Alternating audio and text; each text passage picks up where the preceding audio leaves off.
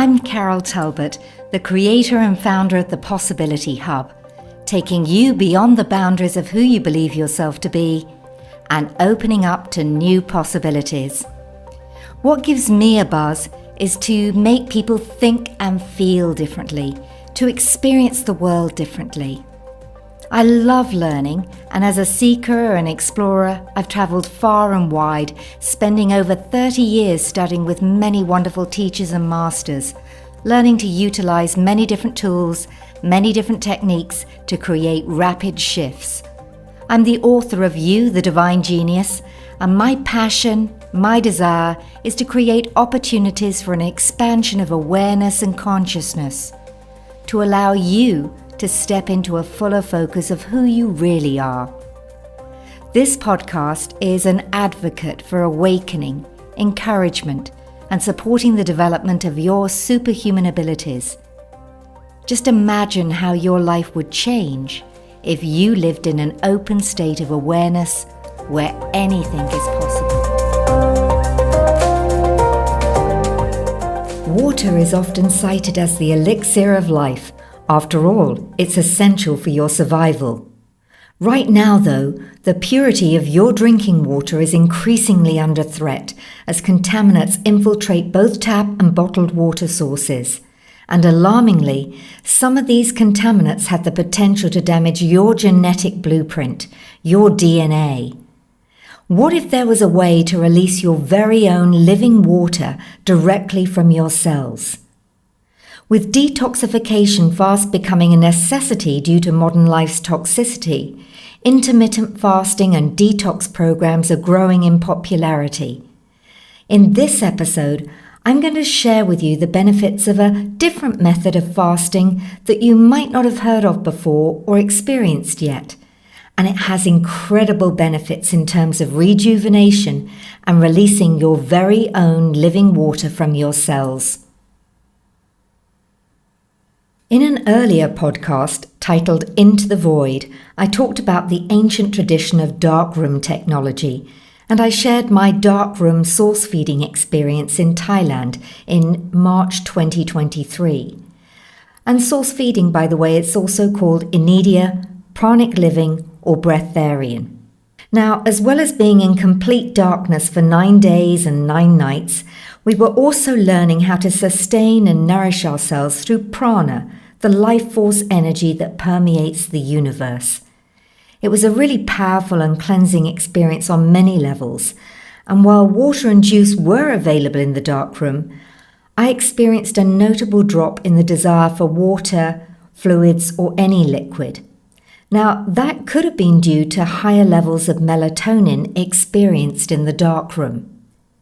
Initially, in complete darkness, there's a flood of melatonin encouraging a period of more sleep and a period of repair, as melatonin has been shown to enhance DNA repair in over 100 genes involved in DNA damage responsive pathways.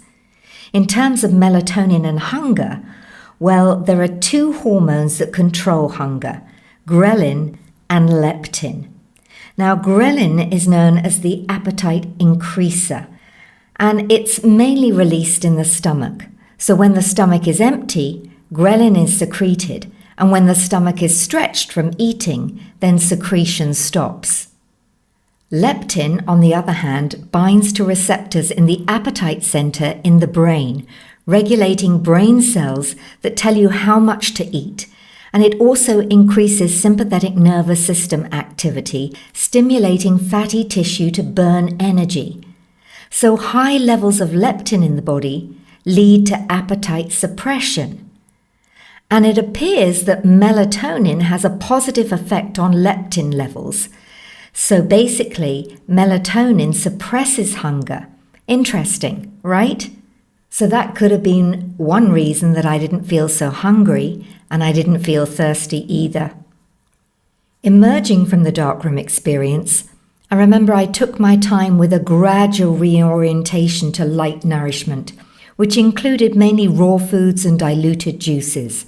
And for a period of 1 year, I continued with eating lightly, maybe once per day, and in a way that many would describe as intermittent fasting, predominantly drinking diluted juice, deuterium-depleted water diluted with distilled water, regular sun gazing, and parasite cleansing through colonics.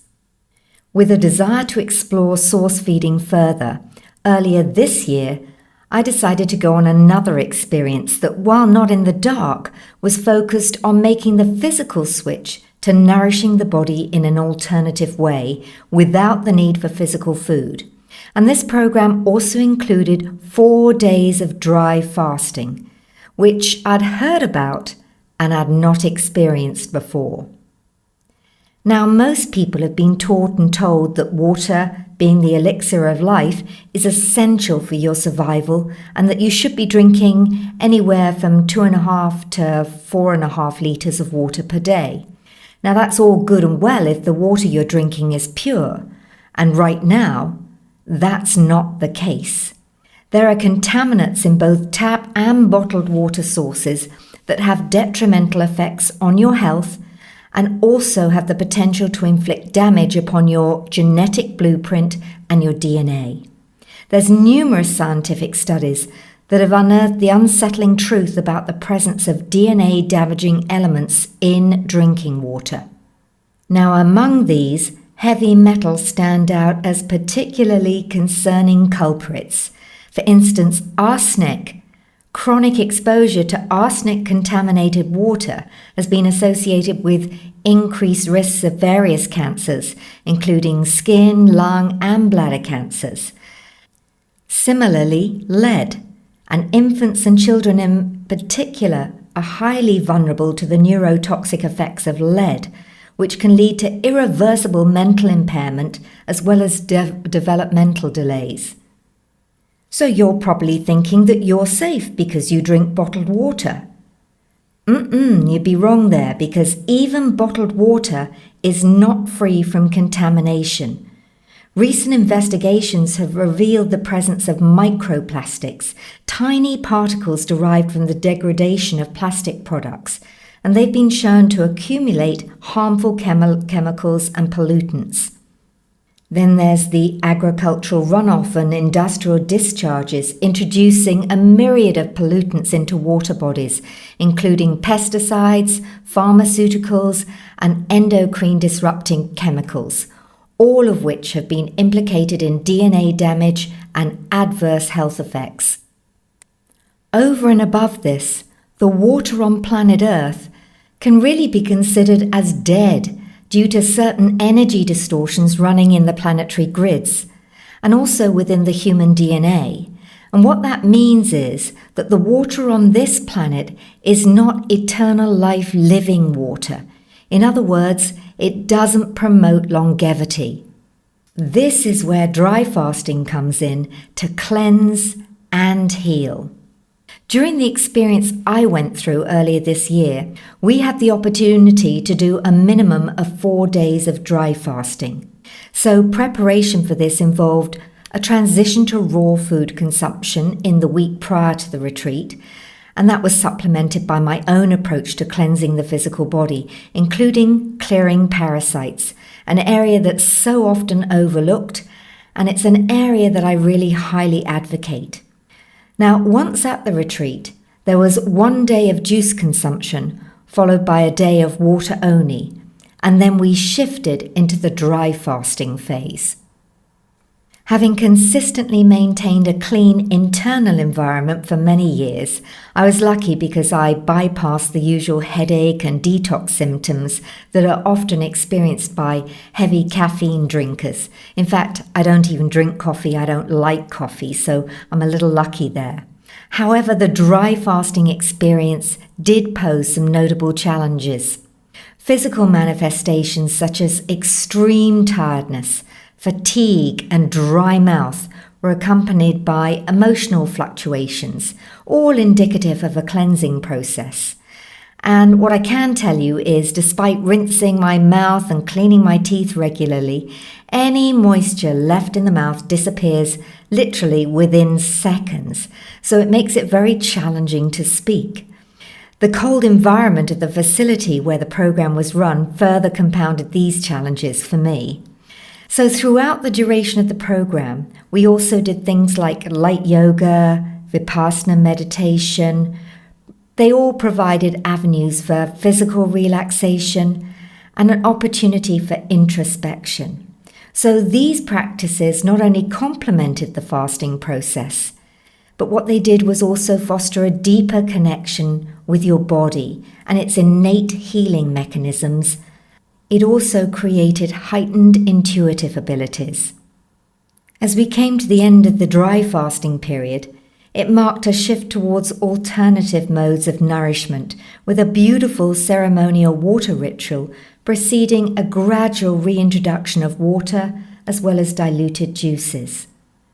So like a sculptor chiseling away at a block of marble, the process might be intense, but it's through these efforts that you reveal the true form beneath the surface. And similarly, dry fasting chisels away at toxins and distractions, revealing a more refined and rejuvenated version of yourself. To sustain the benefits of the fasting experience, a 2-month protocol was recommended to us, emphasizing gradual reintroduction of fluids with occasional diluted soups or diluted smoothies after a minimum period of 2 weeks. And so this phased approach was aimed at reinforcing the newfound paradigm of alternative nourishment. And it also allowed for our own individual adjustments and celebrations of food consumption milestones, but only after a 2-month period of fluids only. And then we were also recommended to incorporate at least 1 day per week of dry fasting as a way to reset the system each week. So let me talk some more about this extraordinary form of detoxification. Dry fasting, characterized by the abstinence from both food and liquid intake, represents a really powerful avenue for detoxification and physiological renewal. Advocates suggest that the detoxification achieved through just a single day of dry fasting may equate to that of 3 days of water fasting, and that highlights its potential therapeutic benefits. Research and experimentation have reinforced this form of fasting, and it's also dispelled many myths about this controversial method of detoxification and healing. Even if you go all the way back to 400 BC, Hippocrates noticed that illness continues if food is administered. So the question really should be, does eating prevent healing? And think about it. When you're unwell, your body's innate intelligence often reduces your appetite, directing energy towards healing rather than digestion. And this natural response allows the body to focus its resources on fighting infections, repairing tissues, and detoxifying. The reduced need for food intake means the digestive system can rest, conserving energy and enabling a more efficient immune response. And this self-regulating mechanism demonstrates the body's profound ability to prioritize and manage its internal processes to facilitate recovery and maintain balance. Much of the research on dry fasting comes out of Russia, with Dr. Sergei Filanov being one of its leading proponents. He's a prominent Russian physician, and he's been a leading figure in the study and application of dry fasting. He's conducted numerous clinical studies, and he's written extensively on the subject. So dry fasting is an ancient practice with roots in various religions and cultural traditions, and there are 2 main types. First, soft dry fasting, where minimal contact with water is allowed, such as brushing your teeth. And then there's hard dry fasting, where no contact with water is permitted.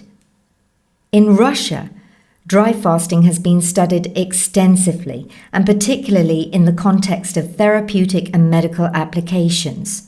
Researchers have investigated its effects on various health parameters, including metabolic processes, immune function, and cellular repair mechanisms.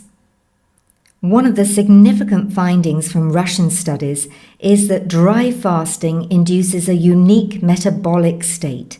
So during dry fasting, the body undergoes a process called gluconeogenesis, and it's this metabolic shift that helps the body maintain energy levels despite the absence of food and water.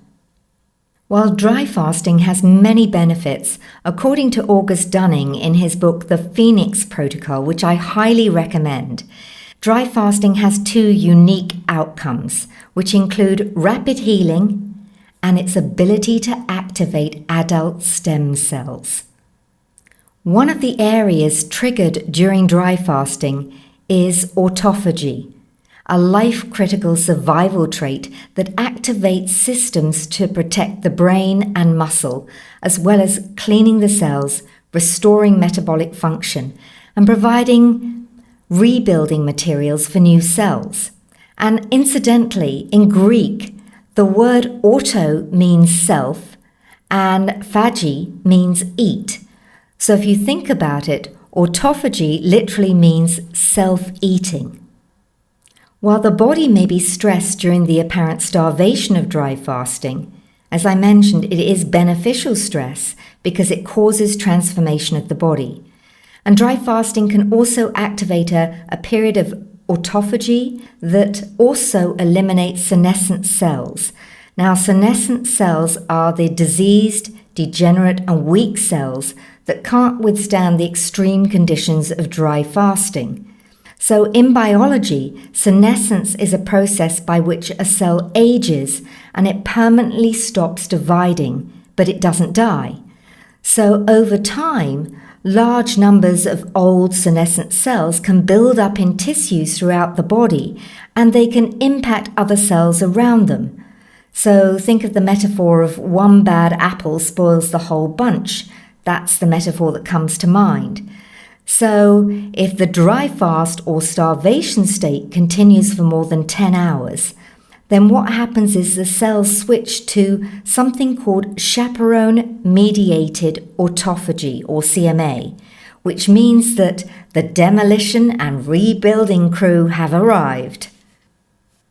Now, if you think about it, when you sleep, that's essentially dry fasting because it's a time of no drinking or eating, and it stimulates autophagy as well as a period of healing. That's why sleep is so important.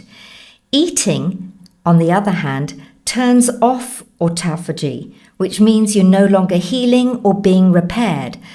And if you eat every day of your life several times a day, then that means deep system repair is just not going to be activated. The consensus is that water is a necessity for life and that it's actually impossible to go for long periods of time without water.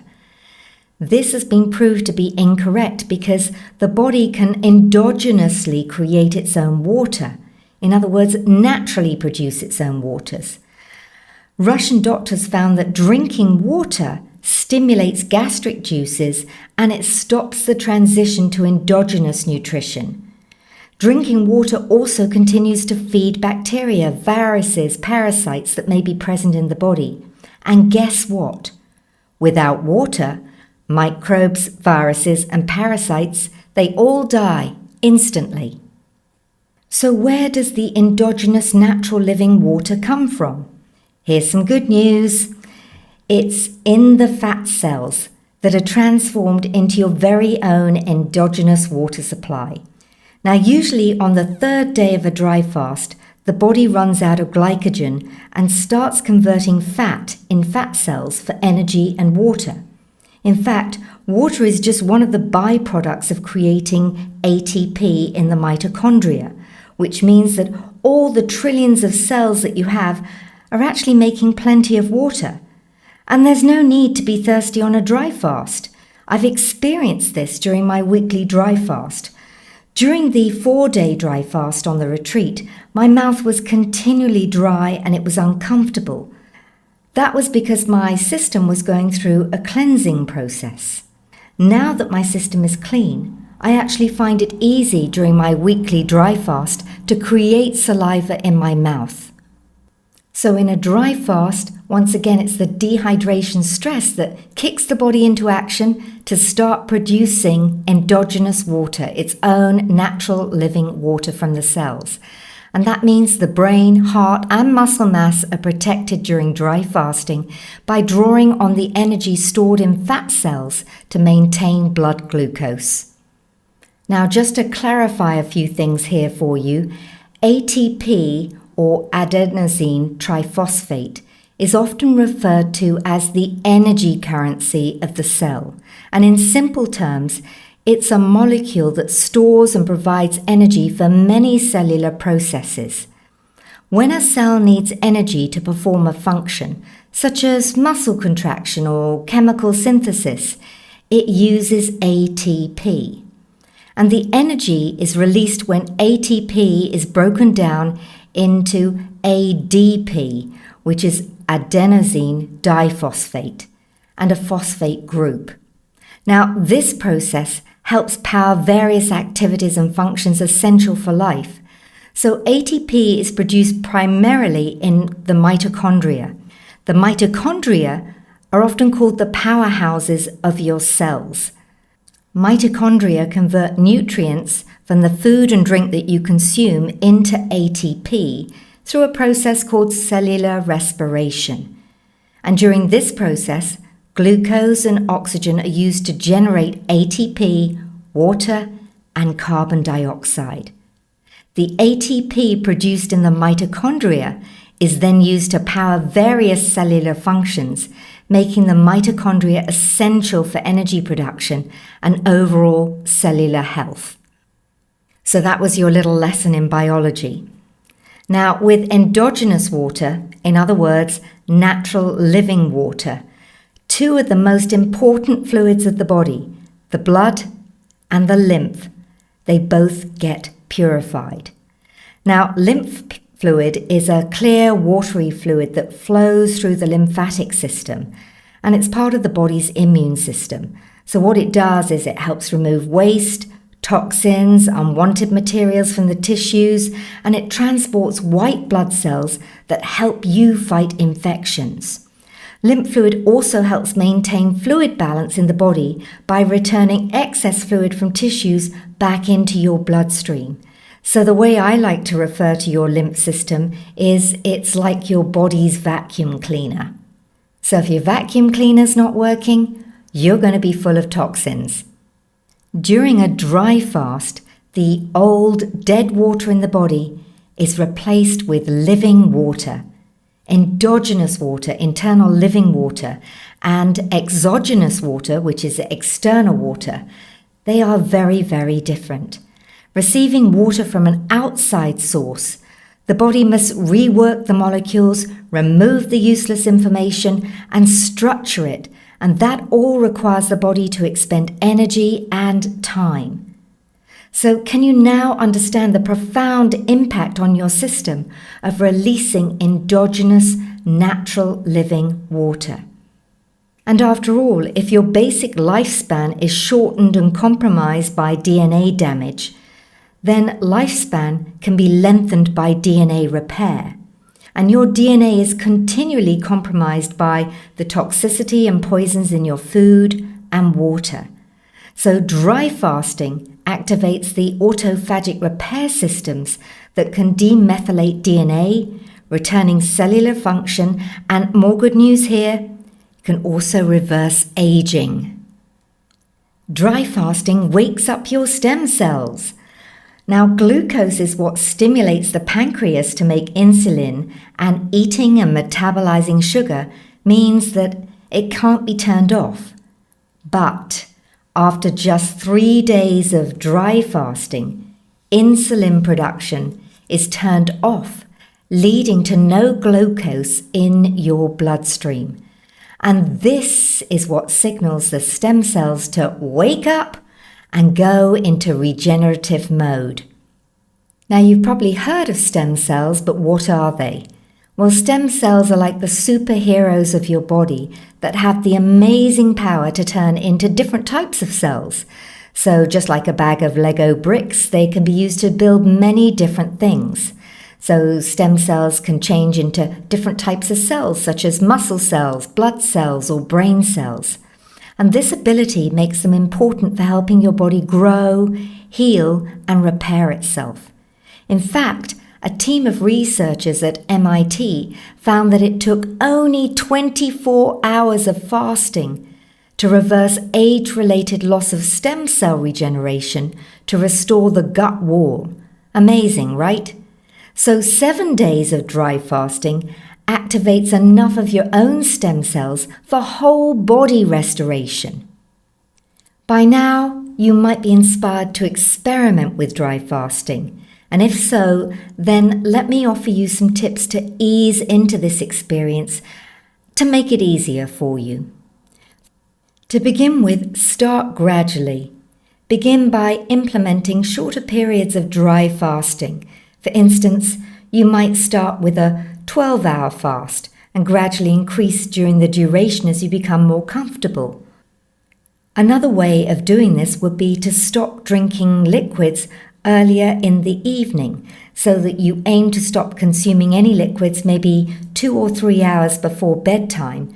And this will help you start your dry fast with a natural 8 to 10 hours overnight fasting period, depending on how long you sleep.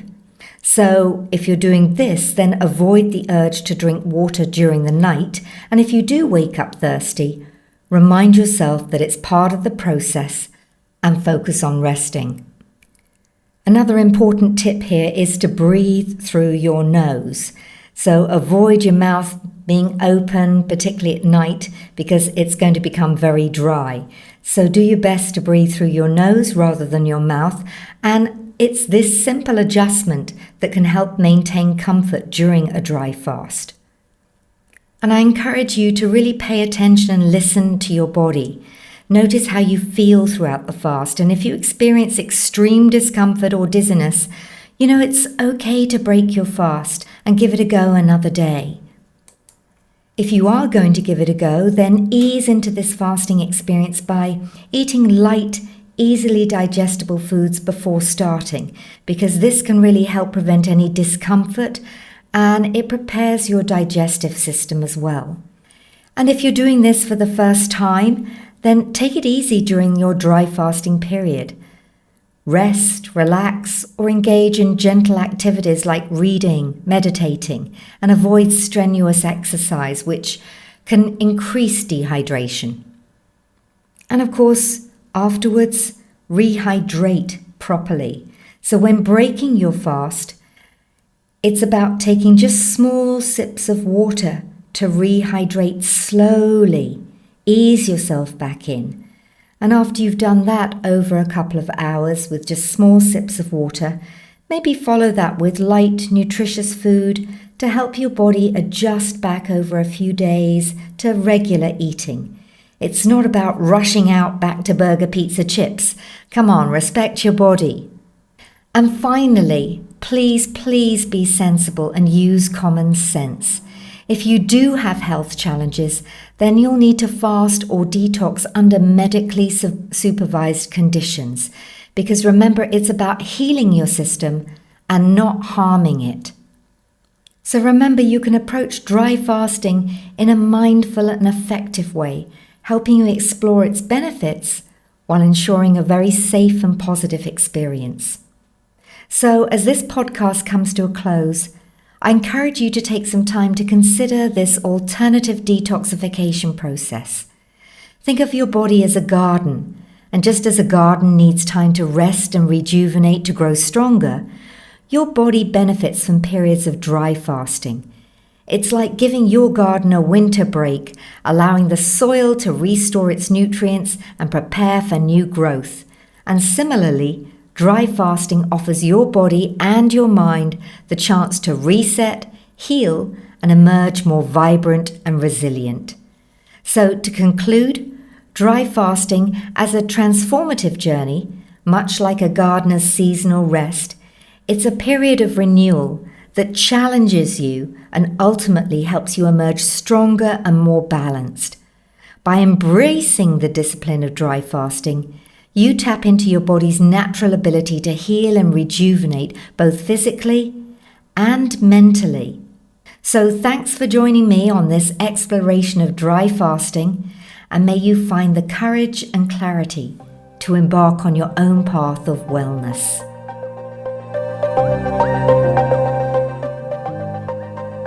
Thank you for tuning into this episode, and I'm delighted to be sharing possibilities with you. If you want more, then check out the link on my website to the free 11-day Mind Power Challenge at thepossibilityhub.com, or you can tune into my YouTube channels, Carol Talbot or The Possibility Hub, for new insightful interviews. If you feel that others can benefit from listening in, then please share, review or like, or you can follow me on Instagram, Carol K. Talbot. Remember, you're always more than you think you are.